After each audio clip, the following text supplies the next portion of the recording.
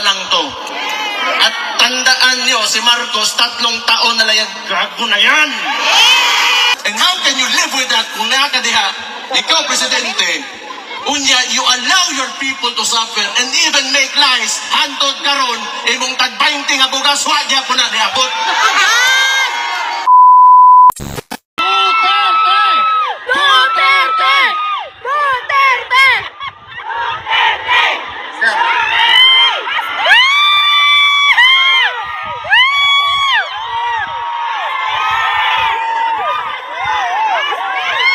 Magandang araw sa inyo lahat. Kumusta naman kayo?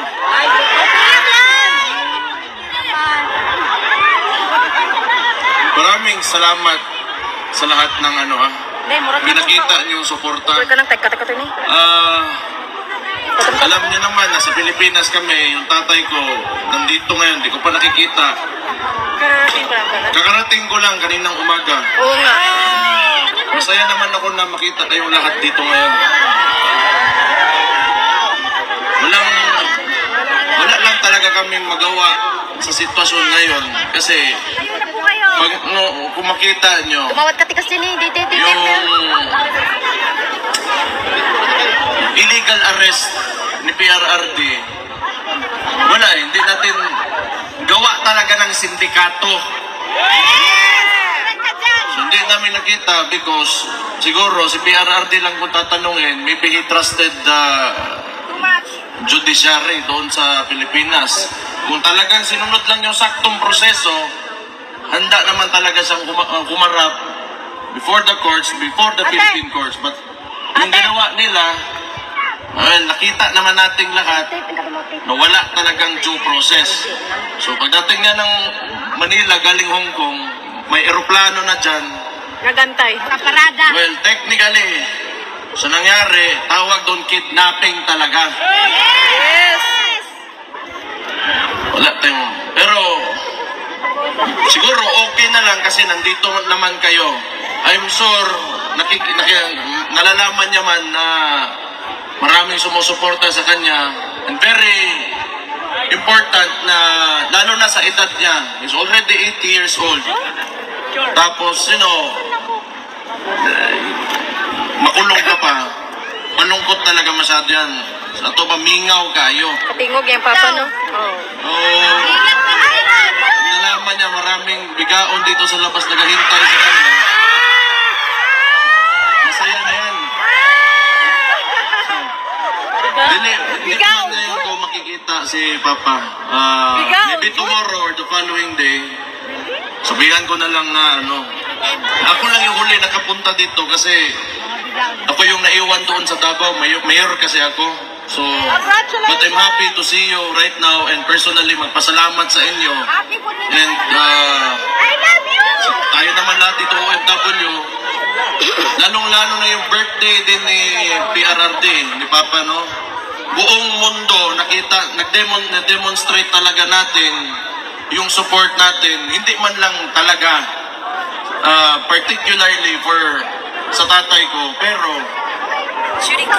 sa anong klaseng gusto natin na Pilipinas na magkaroon tayo. At talagang sigurado ako, hindi yung paraan ng administrasyon ngayon. So makita natin, ngayon din, sa ilong eleksyon na nangyari, kung tingnan nyo sa Davao, wala kaming vote buying doon. For the longest time, talaga dito sa Davao, si Rody Duterte, hindi niya sinanay ang mga taga Davao pagdating sa vote buying. Kasi yan, ang vote buying kasi, gawa lang yan ng kapitalista. Maghanda ka ng pera, tapos pagpasok ng eleksyon, gagamitin mo yung pera na yon para piliin kang tao, para ikaw yung piliin. So, ano ang consequence nun sa lugar nyo? Malama, kung ikaw politiko ka at negosante ka rin at the same time, ang tendency niyan, babawiin mo yung nawala mo yung pera mo kasi nangapital ka pagpasok mo sa posisyon. Mahalaga. Yun na nga, ever since, ang ginagawa namin sa Davao, kinukuha namin yung mga nagbibigay na those who engage in vote buying, but still, we vote for those who we truly believe should run government. So hindi na natin maiwasan na may mga politiko talaga gumagamit ng pera to convince para mabigay sa kanila yung boto. Pero isipin nyo, pag naglabas ng pera yan, that is what capitalists do. Hindi pwede yan na maglabas ng pera tapos bawiin, hindi nila bawiin. Malabo yan. Pero pwede naman talaga na kung pumasok sila dyan, o di parusahan nyo, you take their money, then you vote for those who sino talaga yung karapat-dapat na mamuno dyan sa lugar. So, nakita natin, tingin ko nga, ang pakiramdam ko sa Pilipinas, slowly, it is going through a transformation. Kasi itong eleksyon na yun, na ito, marami ang mga nanalong kasama natin. Kahit papano sa PDP Laban, yung results na even without the resources that the opponents had, okay yung resulta natin kahit di man pumasok. Pero sige lang, simula pa lang to. At tandaan nyo, si Marcos, 3 taon na lang yung gago na yan. Tigil na! Bangag! Bangag! Bangag! Isan! Kung kinaya natin 3 taon, ako sa Davao na bilang alkalde doon, pinahirapan nila ako, wala. Bakit ako malakas? Bakit ang Davao City andyan pa rin ngayon? Bakit si VP, yung kapatid ko, hindi tumitigil? Kasi alam namin na kayong mga Pilipino, kayong mga OFW dito, nasa likod namin lagi.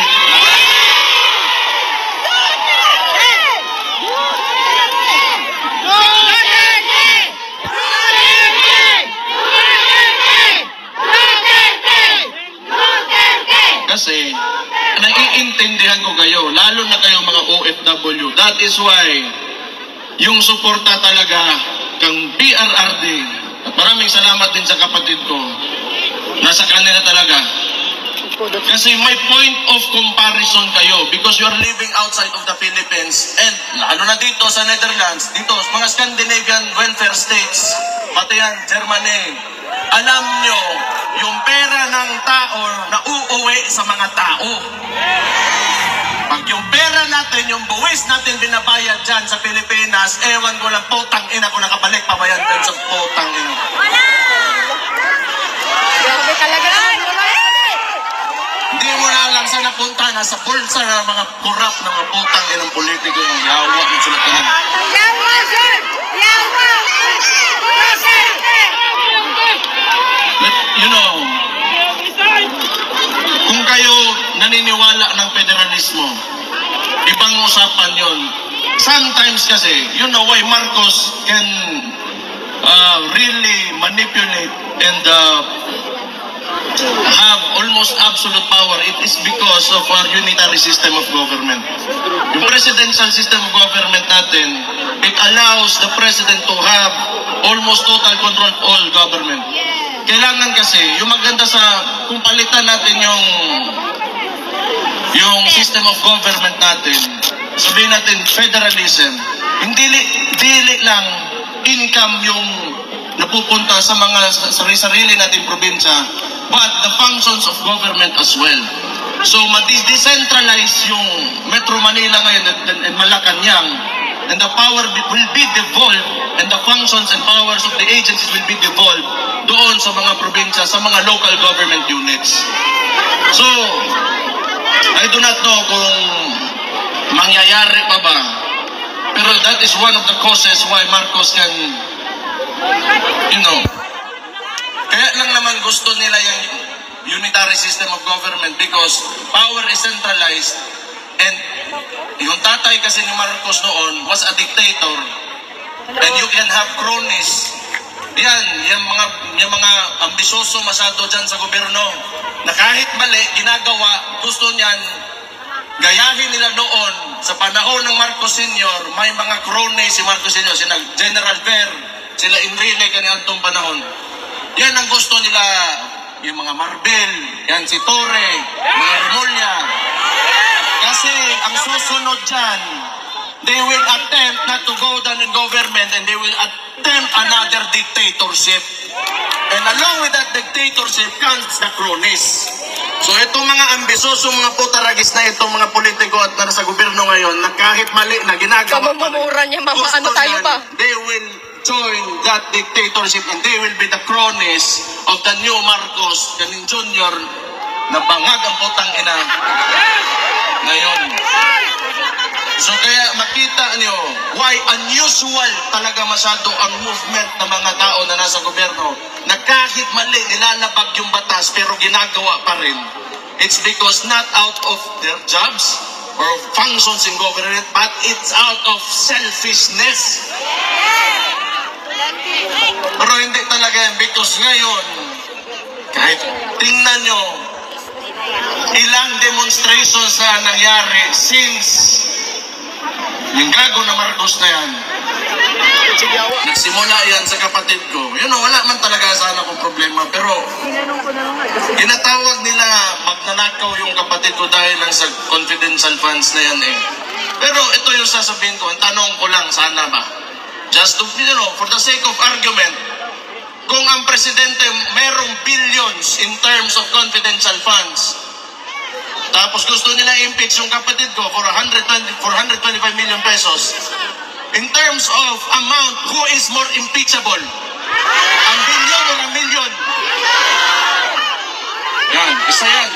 But sa totoo lang, if you take a leadership position, lalo na executive, mayor ako, yung mga lalo na mayor, barangay captains, yung executive position, alam mo, kung you are really serious on implementing or renewing policy or amending laws, or if you want to make a change, it should start with you.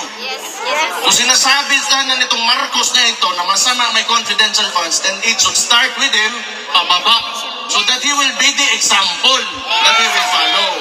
And yet, you are sinisingle out mo yung isang tao. Ano ibig sabihin nun? It's because of politics. When you should be there, nandyan ka to lead the country and fix, what is broken and continue what has already been done. That is good for every peace-loving citizen in the Philippines. Pero ano ginagawa? Ever since, ito lang talaga sa buhay ko, medyo nakita ko noon, Pinoy, before that, with the Ramos and Erap, na we are, a bit tolerant when it comes to government, but this is the only time that I've seen the Philippines that is so divided. And how can you live with that kung nakakadiha, ikaw, Presidente, unya, you allow your people to suffer and even make lies, hantod karon, imong tag-20 nga bugas, wagya po na niabot.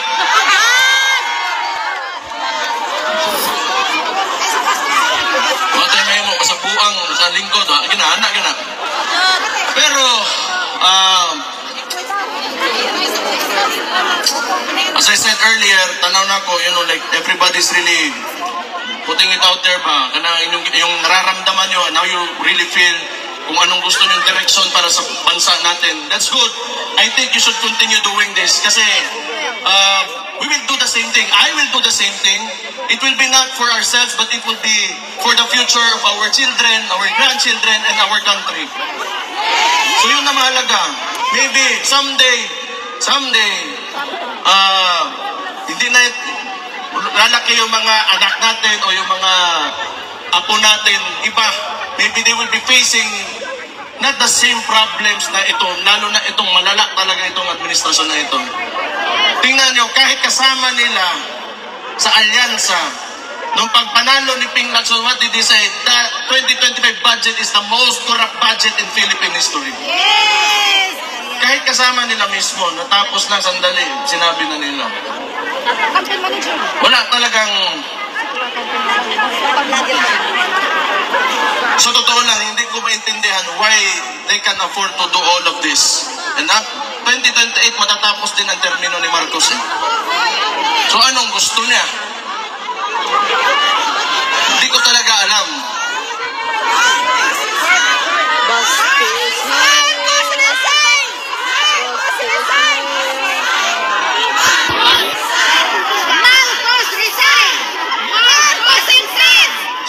talaga. Sinabi ko na yan eh. Noon pa yan. Last year, nung nagsimula ito lahat, nakita ko na talaga. Itong, the way they run things, yung pakiramdam nila, para silang hari eh. Everybody below them, wala na kayo. We are slaves. Kita nyo, Pilipinas ngayon. Sometimes, I don't even want to believe yung mga sinasabi sa akin ng mga kaibigan ko sa ibang lugar. Luckily for us sa Davao City, we have been able to maintain the peace and order and the services na hinahatid ng government namin sa mga constituents namin.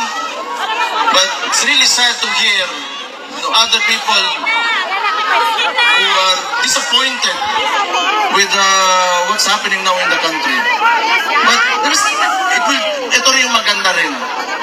Maging contrast ito. If you truly believe in the governance of Rudy Duterte, may anak pa naman sa dyan, isa yung kapatid kong babae. Kung gusto niya ipatuloy yung tunay na pagbabago, pilitin natin na tumakbo ito noong 2028.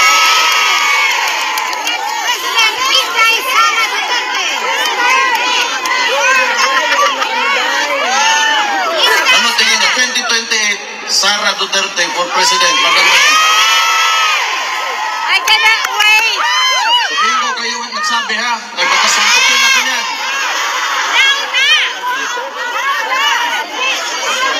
Pero ito yung gamitin talaga natin na experience natin when the government fails its people.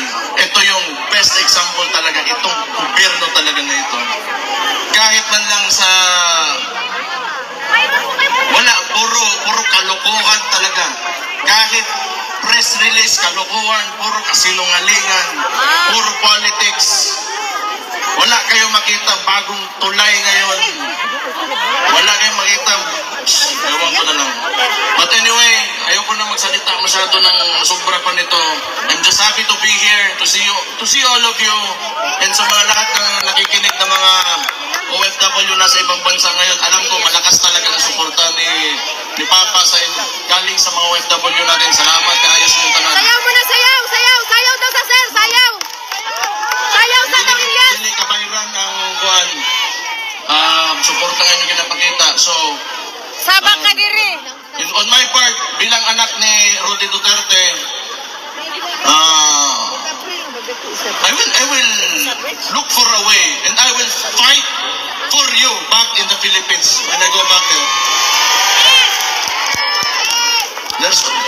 May 3 taon pa, hindi nila ako natakot for the first 3 years, and I'm sure hindi nila ako matatakot for the next 3 years. Malabo yan. Malabo yan. Kaya mga pisot sila, buisit. Sayaw sa daw, sir! As long as we remain to be peaceful and God-fearing Filipino citizens, believe in the have aspirations for our country.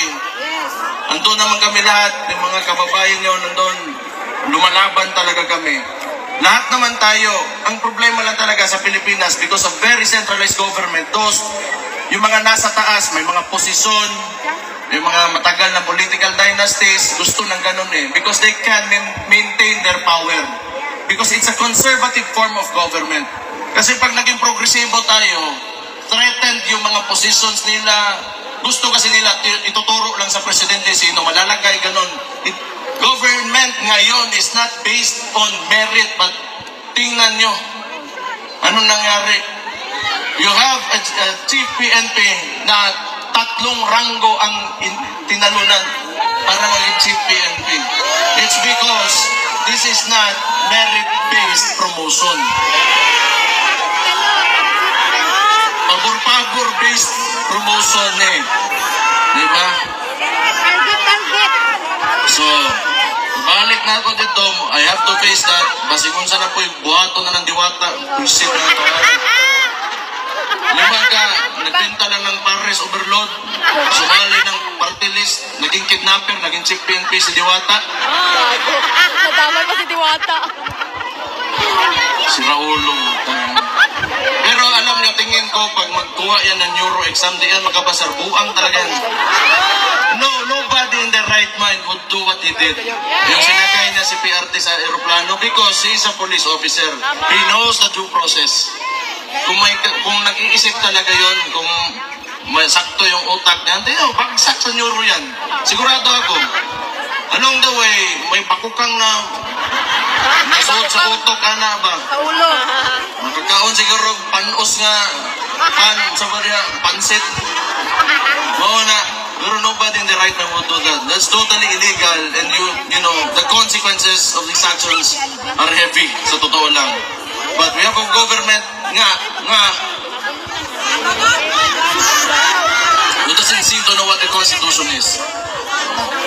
Anyway, humana man tang istorya, gusto ko kuhan. Ipaniyon to na karon. Sa inyong tanan, mga gwapa o gwapo diha. Sayaw sa daw, sir. Sayaw sa daw. Wala naman kayo.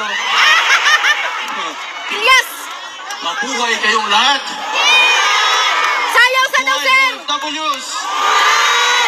Mabuhay ang Pilipinas. Sayaw, sir. Sayaw sa daw, sir. Ilyas, sir. Sayaw.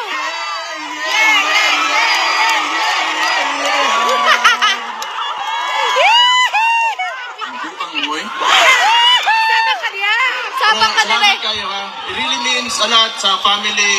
Nagparang. And I'm sure, lalo-lalo na kay PRRD to know na you are always supporting him. So thank you. Yes. Sayaw Mabuhay muna. kayong lahat. Sayaw sa daw, sir. Sayaw, sayaw. Sayaw sa daw, sayaw. Sayaw muna, parang happy. Maraming salamat po, Vice Mayor Sebastian Baste Duterte.